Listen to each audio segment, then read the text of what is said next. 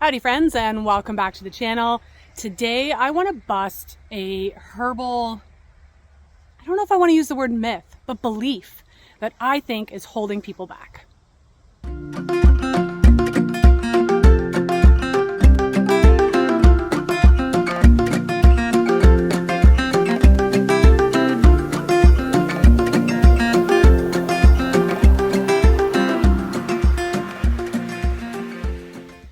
I'm outside, as you can see, over my shoulder. We got wood delivered.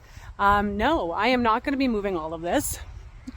I am going to be moving some stuff from last year because I actually am doing a barter and trade.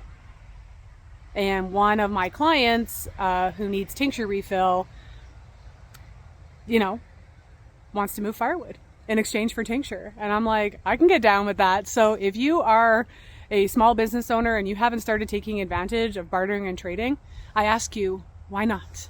Why not, friend?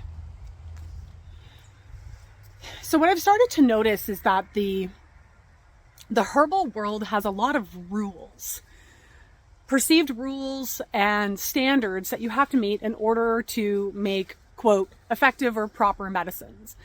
And one of the examples that I bring up was this notion that you need a certain percentage of alcohol in order to make effective medicines. And if you don't use that percentage, then I don't know, like what's going to happen. I'm not sure. It won't be as effective. You'll harm your family, whatever those stories are that come attached with that. And while that may or may not be true, I personally don't hold that as truth because I have been effectively making tinctures using a menstruum of 30% alcohol and 10% vegetable grade glycerin for almost, how old is kiddo? 14 years now.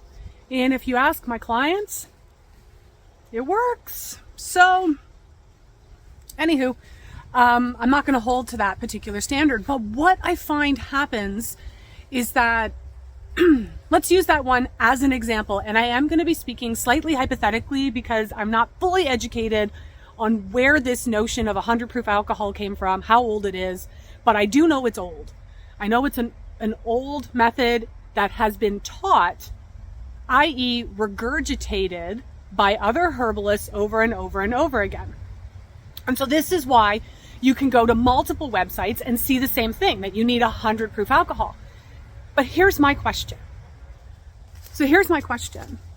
How do we know the difference between a piece of information that has been tested by multiple people who all then came to the same conclusion versus information that's just being repeated over and over again? And what we end up finding is that one person's interpretation of how to make medicine, how to be a herbalist, all that stuff is spread like wildfire. And then everybody buys it as being the only way to do the thing. I'm calling it, I did a newsletter about this, and I called it the copy and paste trap, right? Where we find something that sounds like sound information, we copy paste it, slap it on a blog, a YouTube video, or reel, and then it spreads this knowledge and information that stops people in their tracks from making medicine before they even try it, because they're like, well, I can tell you, it's really hard to find 100 proof alcohol here in Canada. It's not that simple. Our vodka's 40%. And so if you have bought the belief that, look at my Swiss chard. We got some cold temperatures and an ice storm, so she's not too happy over there. If you buy this as truth because 10, 15, 20 other people have repeated the same story over and over again, all it does is stop people from doing the very thing that everybody should be learning how to do, which is make medicine so they can take care of themselves and their family. And I don't like creating barriers for anybody. That's my bottom line. So whenever I see someone say, you should do things this way, you have to do things that way, it kind of grinds my gears a little bit. It gets me a little bit frustrated because says who? Again, I can go back to over a decade's worth of clients. I have testimonials on my stuff works. I'm not using 50% alcohol or 100 proof. But we buy this as truth because people spread this knowledge and information, possibly without even testing it for themselves. And then it creates a barrier for people. And I don't want to do that. That's not why I got into herbal medicine. I got into herbal medicine, one, first, to be very transparent, to help myself. If you haven't seen my story about how I got into herbs, you can check out the video previous to this one. And then I wanted to help my family. And then I realized, holy heck, most people don't know how to do this.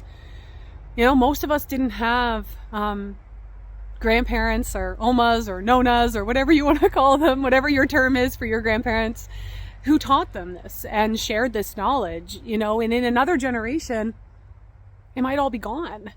And so I want to make this way of life accessible for people and something that we're not creating barriers to. And so if you've read somewhere that you need to do things a certain way, or your teacher is like, if you don't do it my way, it won't work, I want you to ask yourself, am I buying that as truth? And have they actually tested this theory, right? I don't know, just some food for thought.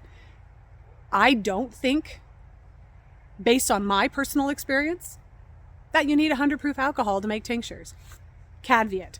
There are certain herbs, specifically medicinal mushrooms, and a few others that do require different processes in order for them to be efficiently extracted.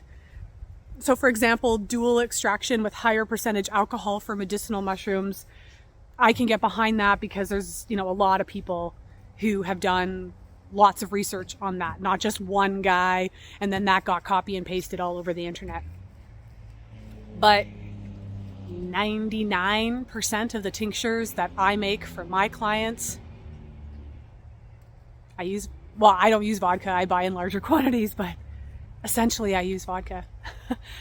If you don't have my free tincture guide, snag it below. If you're on board with wanting herbal medicine to be more accessible, if you don't know where to start and you're feeling overwhelmed, because hey, heck, it is overwhelming out there. There's a lot of conflicting information. A lot of people have a lot to say. Get on my email list because I have something really amazing coming out that is really exciting, really accessible for people, super easy to understand, and not to mention really affordable. So get on my email list. Give this video a thumbs up if you like it. And let me know some other herbal myths that you've heard in the comments below that you think are phony baloney. And until next time, this is Corrine from Spiraea Herbs, wishing you health and wellness.